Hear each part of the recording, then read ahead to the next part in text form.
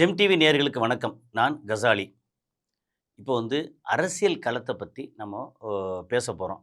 அதில பேசுறதுக்கு உண்மையிலே ஒரு பக்கம் பார்த்தோம்னா, இங்க கரெக்ட்டா இப்போ அ அதாவது இந்த அரசியல்வாதிகள ஓட்டு பயம், யாரு நமக்கு ஓட்டு போடுவாங்களா? போட மாட்டாங்களா? அப்படின்னு ஒரு பக்கம் பயம் வாட்டி வதைக்குதுன்னா, இன்னொரு பக்கம் அக்னி பகவான் வதைக்கிற வதை சாதாரண வதை இல்ல. சும்மா இத்தனைக்கும் சென்னையில நாம அ இங்க மதுரவாயிலிருந்து ஜெம் டிவி இருக்கக்கூடிய ஆலந்தூர தாண்டி ஆதம்பாக்கம். இது வர்றதுக்குள்ள வறுத்து எடுத்துருச்சு. இத்தனைக்கும் நம்ம பாதி பைக்லயும் இல்ல சில நேரம் கார்லயும், பாதி மெட்ரோலயும் இறங்கி வர்றோம். அதுவே தாங்க முடியல. அவ்வளோ வெயிலா இருக்கு. இத்தனைக்கும் நம்ம ஃப்ரிட்ஜ் அப்படிலாம் கிடையாது. எப்பவும் வெயில்ல அலையக்கூடிய ஆட்கள் தான். ஓகே. நம்ம நிறத்த பார்த்தாலே தெரியும். அப்படி வெயில்ல எவ்வளோ பட்ட வெயிலா இருந்தாலும், எவ்வளோ ஹியூமிடிட்டி இருந்தாலும், அதில அலையக்கூடிய ஆள் தான். இந்த துபாயில இத விட மோசமான வெயில்ல ஒரு ஒரு 45 டிகிரி, 48 டிகிரி, 50 டிகிரில சட்டையெல்லாம் முழுக்க ஈரமாயி போயி, ஆ பயங்கரமான வேர்வை மோசமா இருந்த சூழல்ல அலைஞ்ச ஆட்கள் தான். ஆனாலும், இப்ப அடிக்கிற வெயிலு, தாங்க முடியாத வெயிலா இருக்கு. இந்த வெயில பத்தி ஏன் இவ்வளோ விவரமா சொல்றேன்னா, நம்ம அ அரசியல்வாதிகள், ஓகே. அது ரொம்ப முக்கியமா, நீங்க திமுக அதோட கூட்டணி கட்சிகள். ஒரு 25, 26 கூட்டணி கட்சி வச்சுக்கங்க. அதில எக்செப்ட் காங்கிரஸ். காங்கிரஸ்காரங்க வேலை செய்ய மாட்டாய்ங்க. அவங்க ஹாயா இருப்பாய்ங்க. அடுத்தவங்க தோள்ல ஏறி உட்காருவாய்ங்க. அ மத்தவங்க சுமந்துட்டு போய் அவங்கள ஜெயிக்க வைக்கணும் அப்படிங்கிறது விதி. ஓகே. அந்த விதி விரைவில் மாற்றி எழுதப்படும் அப்படின்னு சொல்லிட்டு இருக்காங்க. அது ஒரு பக்கம் இருக்கட்டும். எனக்கு காங்கிரஸ் ரொம்ப பிடிக்கும். ஆனா, இந்த காங்கிரஸ் நடந்துகிட்டு இருக்க விதம் இருக்கு இல்லையா? இது இவ்வளோ மட்டமா இருக்கு அப்படிங்கிறது தான். ஏன்னா, எல்லாம் இப்போ ஓட்டு ஒரு மாதிரி என்ன சொல்றது? ஆ எலக்ஷனுக்கு முன்னாடி எப்படா வருதுன்னு பார்த்து, எஸ்ஐஆர் வந்ததுக்கப்புறம் அடுத்தடுத்த கட்டம் பூத் லெவல்ல இதுலன்னு பரபரப்பாயிட்டு இருக்கும்போது, இவங்க எத பத்தியும் கவலைப்படாம, இங்க திமுகவோட உரண்டு இழுக்கிறதுலயே பிரச்சனைய கொண்டு சேர்த்து, கடைசில 40 வேணும், 42 வேணும், இது வேணும்னு சொல்லி கேட்டு, கடைசில 28 சீட்டு, போன முறை 25, இந்த 2021ல 25 சீட்டு, அதுல 18 திமுக ஜெயிக்க வச்சாங்க. மேபி அதுல 14 சீட்டு திமுக ஜெயிக்க வச்சாங்க. 4 சீட்டு அவங்களுக்கு கொஞ்சம் செல்வாக்கு இருந்த இடம். இன்னைக்கு அந்த செல்வாக்கு இருக்கான்னு தெரியல. ஏன்னா, அந்த இடத்த ஈஸியா அழகா பிஜேபி கைப்பற்றிக்கிருச்சு அப்படிங்கிறது தான். ஏன்னா, அது முக்கியமா கன்னியாகுமரி பகுதியில. ஸோ, இந்த மாரி ஒரு சூழல்ல காங்கிரஸ பத்தி நம்ம பெருசா பேச வேண்டியதே இல்ல. ஏன்னா, அது பேசு பொருளா வரக்கூடிய அளவுக்கு ரொம்ப பெரிய அளவுக்கான ஒரு ஒரு ஒரு அருமையான கட்சி. ஆஹா! காங்கிரஸ் இல்லன்னா என்ன ஆகுமோ அப்படின்லாம் ஒண்ணும் கிடையாது. காங்கிரஸ் ஒரு வீணா போன கட்சி. இது காங்கிரஸ் சம்மந்தப்பட்ட தலைமையோ, அல்லது காங்கிரஸ் இருக்கிறவங்களோ வருத்தப்பட வேண்டியதில்ல. இப்ப என் மேல கோவப்பட வேண்டியதில்ல.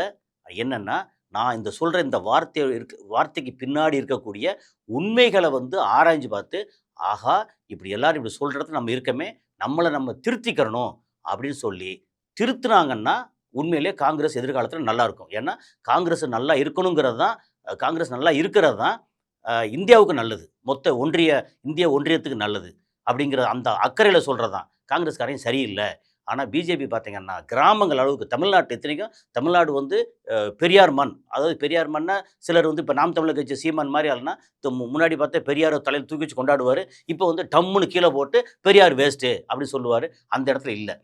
உண்மையிலே பெரியார் மண்னா, நிஜமாவே பெரியார் மண். இப்ப வரைக்கும் பெரியார் பேர் இல்லாம, அறிஞர் அண்ணா பேர் இல்லாம, எ இந்த தமிழ்நாடு இயங்கல.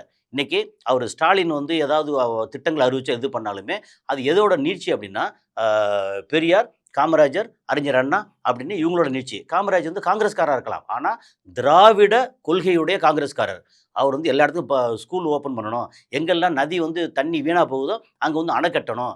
அப்படின்னு சொல்லி அவர் மேல சில குற்றச்சாட்டுகள்லாம் உண்டு. அது நம்ம எல்லா இடத்துலயும் எல்லாருக்கும் குற்றச்சாட்டு உண்டு. ஆ நம்ம இது கன்னியாகுமரிய தமிழ்நாடு சேர்த்ததுலலாம் கொஞ்சம் ஒரு மாரி அவர் மேல இதா பேசுவாங்க. அதெல்லாம் பிரச்சனை இல்ல. ஆனா, இந்த கல்வி கொடுக்கதற்கு பெரிய அளவுக்கு என்ன சொல்றது? தமிழ்நாட்ட வேற ரேஞ்சுக்கு கொண்டு வரதுக்கு அடித்தளமிட்டதுல ரொம்ப முக்கியமான தலைவர் அவர். விருதுநகர். ஏன்னா எனக்கு ஏன் இவ்வளோ அவர் பெருமையா நான் பேசணும் அப்டின்னா, நானும் விருதுநகர். ஆ அவரோட இடத்த சேர்ந்தவன். அப்படிங்கும்போது, எனக்கு காமராஜர் இவ்வளோ நல்லது பண்ணியிருக்காரா? உண்மையிலேயே காமராஜர் இந்த மாரி கல்வி திட்டம் கொண்டு வரல. அதுக்கப்புறம் அறிஞர் அண்ணாவா இருக்கட்டும், கலைஞரா இருக்கட்டும், அதுக்கப்புறம் கன்டினியூஸா வந்த எம்ஜிஆரா இருக்கட்டும், இவங்கலாம் இந்த இந்த ப கல்விக்கு இந்த மாரி ஒரு திட்டங்கள்லாம் கொண்டு வரல அப்படின்னு சொல்லியாச்சுன்னா, நான் பிஎஸ்சி அக்ரி முடிச்சிருக்க முடியாது. ஸ்கூல் முடிச்சிருக்க முடியாது. என்னத்தையாவது வந்து ஆடு மாடு மேய்ச்சோ, ஒரு பட்டறையில வேலை பார்த்தோ, என்னமாவது பண்ணி அப்படியே விவசாயம் சொல்லி அப்படி அலைஞ்சோம். நெறைய பேரு வீணா போன முன்னாடி நெறைய பேர் அப்படி கிடந்தாங்க. அடிமையா கிடந்தாங்க இல்லையா? அந்த மாதிரி அல்லது ஒருவேளை வந்து சவுதி அரேபியால, துபாய்ல ஒரு வீட்டு வேலைக்கோ, தோட்ட வேலைக்கோ அல்லது ஒட்டகம் மேய்க்கிறதுக்கோ போனாலும் போயிருக்கலாம். சொல்ல முடியாது. அப்பேற்பட்ட சூழ்நிலை நமக்கு வந்து கல்வி குடுத்து தமிழ்நாட்ட வந்து இப்படி பயங்கரமா இப்படி முன்னேற்றம் பண்ணது. ஏன் வந்து காங்கிரஸ் சொல்லும்போது இவ்வளோ தூரம் வருது அப்படின்னா, காங்கிரஸ் வந்து ஒரு காலத்தில சூப்பர் கட்சி. ஆனா, அந்த இடத்த விட்டு குடுத்து இன்னைக்கு அ ப பிஜேபிக்கு விட்டு குடுத்தாங்க அப்படிங்கிற ஆதங்கத்தில பேசுறது. அதுபோக ரொம்ப முக்கியமா டெய்லி பார்க்குறோம். ஆ இவர் வந்து ஸ்டாலினா இருக்கட்டும், காலையில வாக்கிங் போறேன்னு சொல்லி, திடீர்னு பார்த்தா கன்னியாகுமரியில இருக்காரு, திடீர்னு சேலத்தில இருக்கிறாரு, திடீர்னு திருச்சியில இருக்காரு, அப்புறம் விருதுநகர்ல இருக்காரு. எல்லா இடமும் காலைல வாக்கிங் போறோம், ஈவினிங் வந்து கூட்டத்தில பேசுறோம். அதுக்கப்புறம் எப்படி பார்த்தாலும் நீங்க வந்து வேன்ல வந்து மேல நிக்கும்போது, நம்ம என்ன கொடையா பிடிச்சிட்டு இருக்க முடியும்? சூரிய வெப்பம், அது வ அந்த ட்ரைனஸ்ஸு, அ காத்துல வந்து ஈரம் இல்லாத காத்து அப்படின்னு ஏன்னா சென்னையில வந்து கடற்கரை ஓரத்துல ஈரம் இருக்கலாம். ஆனா நீங்க வந்து மதுரைய தாண்டி மதுரை, திருமங்கலம், அந்த பக்கம் சிவகாசி, விருதுநகர் இங்கிட்டுலாம் போனீங்கன்னா, ஈரம் இல்லாத காத்து.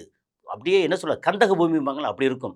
அவ்வளோ மோசமான ஒரு வெயில்ல, இந்த வெயிலையும், சூட்டையும் பொருட்படுத்தாது அலையிற அலைச்சல். என்ன அதுக்கப்புறம் வந்து வரவா போறாங்க, அழகா வந்து கோட்டையில உட்காந்து 5 வருஷம் வந்து கொள்ளையடிக்க போறாங்க அப்படின்லாம். அவங்க கொள்ளையடிச்சாலும் பரவால்ல.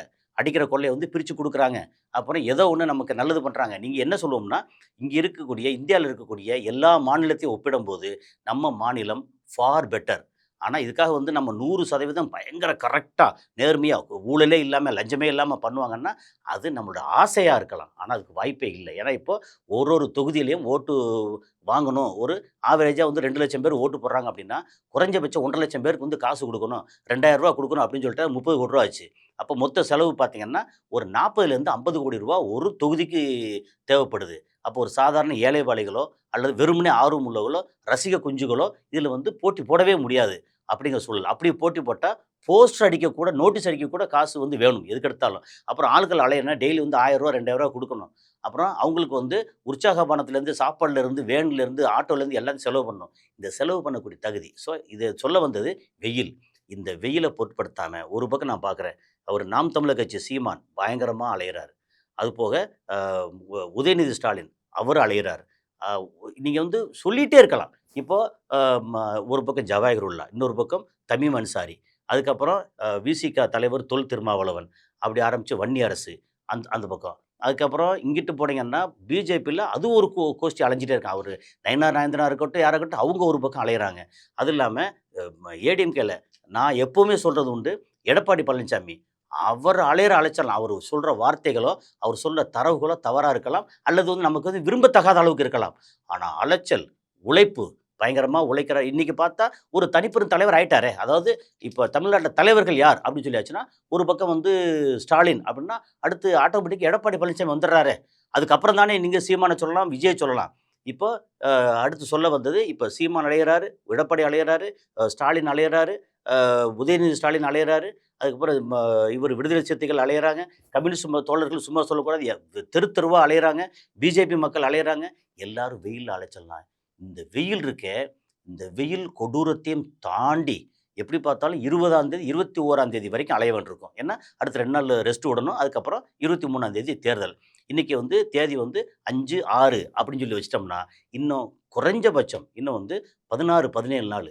இந்த வெயில்ல வந்து அலையிற அலைச்சல், "அப்பா போதும்டா, நமக்கு தேர்தலே வேண்டாம், நமக்கு எம்எல்ஏ பதவி வேண்டாம், மந்திரி பதவி வேண்டாம்" அப்படின்னு சொல்லிட்டு போற அளவுக்கான இந்த தேர்தல் வந்து அப்படி வெயில் வந்து நம்மள வாட்டி வதைக்குது. ஆனா, இந்த நேரத்திலயும் நமக்கு உண்மையிலேயே பெரிய அளவுக்கு எதிர்பார்க்கப்பட்ட ஒரு கட்சியா உதயமாகி, அ இளைஞர்களையும், பெண்களையும் பயங்கரமா கவர்ந்த, அடுத்த வந்து இன்னொரு எம்ஜிஆர் ஃபார்முலால இன்னொரு எம்ஜிஆரா வந்த, அதாவது விஜயகாந்த் கருப்பு எம்ஜிஆரா வந்திருக்கலாம். ஆனா, இவர் உண்மையிலேயே அடுத்த எம்ஜிஆரா ஒரு கேரியரின் உச்சத்தில் அப்படின்னு அடிக்கடி தன்னைத்தானே சொல்லிக்கிட்ட விஜய், தாவேகா அவங்க வந்து உண்மையிலேயே எப்படித்தான் பிரச்சாரம் பண்றது? என்ன பண்றது? பிரச்சாரம் பண்றதுக்கும் உருப்படியா போறதில்ல. 4 இடத்துக்கு பிரச்சாரத்துக்கு அனுமதி வாங்குனேன்னா, 2 இடத்துக்கு போயிட்டு, அதுக்கப்புறம் என்னால முடியலன்னு கிளம்பி போறது. அதுக்கப்புறம் எங்க போறது? இப்போ ஒரு பக்கம் பார்த்தீங்கன்னா, பெரம்பூரா இருக்கட்டும், திருச்சி கிழக்கா இருக்கட்டும், அங்கேயே உருப்படியா போ முடியல. இந்த மாதிரி பிரச்சாரத்துக்கு ஒரு தலைவரா இருந்தா, 234 தொகுதியும் இந்நேரம் போயிருக்கணும். காரணம் கட்சி ஆரம்பிச்சு 2 வருஷத்துக்கு மேல ஆச்சு. 2 வருஷத்துல பிளான் போட்டு அவரு படத்துல நடிப்பாராம். படத்துல வந்து சென்சார் வாங்குறதுக்கு பிரச்சனை வருமா, இங்க போவாங்களாம். அப்புறம் அப்பப்போ கூட்டத்த கூட்டுவாங்களாம். கூட்டத்த போகும்போது கூட்டத்த கூட்டுறதுக்காக ஸ்லோவா போயி மக்கள பூரா நெறைய கிரவுடு ஏத்தி விட்டு 4 பேர சாகடிச்சுட்டு, அப்புறம் வேகமா வந்துருவாங்களாம். அதுக்கப்புறம் ஏதாவது ஒரு பிரச்சாரம் போயிட்டுருக்கும்போது பயங்கரமான கூட்டம் வருமா, திடீர்னு அடுத்து வந்து நீலாங்கரைக்கோ இவரு ஆஃபீஸ்க்கு கிளம்பி போறதுக்கு சல்லுன்னு கிளம்பி போயிருவாங்களாம். அப்ப இந்த கூட்டத்த எல்லாம் வந்து பிளான் பண்ணி கூட்டுறது. அப்புறம் இந்த இதுல வெயில பத்தி பேசம்போது, இதுவரைக்கும் அந்த தொண்டர்கள் ஒருவேள அடிமட்ட தொண்டர்கள், ரசிகர்கள் உண்மையிலேயே வெயில்ல வந்து கொஞ்சம் அலையறத பார்க்குறேன். அதே நேரத்தில தலைவர்கள் இருக்காங்க இல்லையா? ஒரு அறிமுகமான தலைவர் ஒரு 7, 8 பேர் இருப்பாங்கல்ல மொத்தத்துக்கு. நீங்க வந்து விஜய் எடுத்துக்கங்க, புஷி ஆனந்த் எடுத்துக்குவோம், ஆ ஆதவ் அர்ஜுன் எடுத்துக்குவோம், சிடிஆர் நிர்மல்குமார் அவரு விருந்தினர் நிக்கிறாரு. திருப்பூண்டூர் நிக்கிறாரு. ராஜ்மோகனா இருக்கட்டும், அந்த எழும்பூர் தொகுதியில தனி தொகுதியில நிக்கிறாரு. அப்புறம் தமிழன் பிரசன்னாவ எதிர்த்து நிக்கிறார். ராஜ்மோகனா இருக்கட்டும். இப்படி பார்த்தீங்கன்னா, ஒரு அதிகபட்சம் போனா 10 பேர். இந்த 10 பேர தவிர வேற யாரா நிக்கிறா? அதுவும் இன்னொருத்தர் முக்கியமான அ இதுல சோசியல் மீடியாலயே ட்ரெண்ட் ஆகி சூப்பரா ஆன அ இவரு காரைக்குடியில நிக்கிற பல் டாக்டர் பிரபு. ஆனா காரைக்குடியில பார்த்தீங்கன்னா, அங்க வந்து அ டீட்டெயில் எடுத்து நம்ம வந்து அங்க பேசி பார்த்தோம். ஆட்கள்ட்ட பார்த்தோம்னா, காரைக்குடியில ஸ்டார் வேட்பாளர் எடுத்தாச்சுன்னா சீமான். அப்புறம் சோசியல் மீடியால பயங்கர ட்ரெண்ட் ஆகி, பிளஸ் வந்து அந்த ரீஜியன்ல இருக்கக்கூடிய பசங்க எல்லாத்தையும் வந்து அள்ளி இறைச்சு, போஸ்டர் பேனர்லேருந்து, கிரிக்கெட் பேட்லேருந்து, அதுலேருந்து நெறைய காசு அள்ளி இறைச்சு, தான் வந்து எப்படி பார்த்தாலும் இந்த இடத்துல வந்து ஜெயிச்சே ஆகணும் அப்படின்னு வந்த இடத்துல, அங்க இருக்கக்கூடிய தாவேகா வேட்பாளர் பிரபு. அவர் வந்து காரைக்குடி வெயில் பத்தி நமக்கு தெரியும். அவ்வளோ ஏன்னா என்னோட படத்தோட ஷூட்டிங்லாம் அங்க தான் எடுத்தோம். பயங்கரமான வெயில் அடிக்கும் இந்த நேரத்தில. அங்கங்க ஊருணி மாரி எல்லாம் கட்டி வச்சிருந்தா கூட, காரைக்குடி வெயில் சொல்லவே வேண்டியதில்ல. அதே மாதிரி இன்னொருத்தர் வந்து அ தேர்முகி பாண்டியன் ஒருத்தர். அவர் வந்து அம்மா மக்கள் முன்னேற்றக் கழகம். அவர் வந்து நான் கேள்விப்பட்ட வரைக்கும், குறைஞ்சபட்சம் அவரு இதுக்கு ஒதுக்கி வச்சிருக்கக்கூடிய அமௌண்ட் ரூ. 30,00,00,000. அந்த ரூ. 30,00,00,000யும் அள்ளி இறைச்சு, எப்படி பார்த்தாலும் இங்க வந்து பயங்கர ஸ்ட்ராங்கா கன்டெஸ்ட் பண்ணி வெற்றி அடைஞ்சே தீரணும் அப்படின்ற ஒரு இடத்துல, அம்மா மக்கள் முன்னேற்றக் கழகத்துல அவரு வாங்குன எத்தன சீட்டு வாங்குனா, அதுல ஒரு சீட்டு வந்து வெற்றி உறுதியாக்கணும் அப்படின்ற ஒரு பயங்கர மோட்டிவ்ல வந்து வேலை செய்றதா கேள்விப்பட்டேன். ஸோ அப்ப என்னாச்சு, 3 பேருக்கும் பயங்கரமான போட்டி. இன்னொருத்தர் வந்து காங்கிரஸு. ஆ காங்கிரஸ் சும்மா சொல்லக்கூடாது. ஏற்கனவே இருந்த காங்கிரஸ் எம்எல்ஏ தான். பட் அவர் பேர்ல வந்து நெறைய கெட்ட பேர் இருக்கறதா சொன்னாங்க, நான் கேட்கும்போது. ஸோ அதனால காங்கிரஸ விட்டுருவோம். இந்த 3 பேரு சீமான், பிரபு அண்ட் தேர்முகி பாண்டி. ஸோ 3 பேரு. இந்த 3 பேர்ல யாரு ஜெயிப்பா அப்படின்னா, சீமானுக்கு காசு குடுக்க மாட்டாரு. ஆனா காசு குடுக்காட்டாலும் பரவால்ல அப்படின்னு மக்கள் ஓட்டு போட போறாங்க அப்படின்னு தெரியல. ஆனா சீமான் வந்து வெயில பார்க்காம அலைன்னு அலையறாரு. தனக்கு மட்டும் இல்லாம, தனக்கு தன்ன நம்பி வந்த அவ்வளோ பேருக்காகவும் வந்து நிக்கிறாரு. அதேமாரி பிரபுவும் பயங்கரமா வந்து அலையறதா கேள்விப்பட்டேன். தேர்முக பாண்டியன்னு சும்மா சொல்லக்கூடாது. ஸோ, இந்த மாரி வெயில் நம்ம இன்னைக்கு எடுத்துக்கிட்ட தலைப்பு வந்து வெயில்.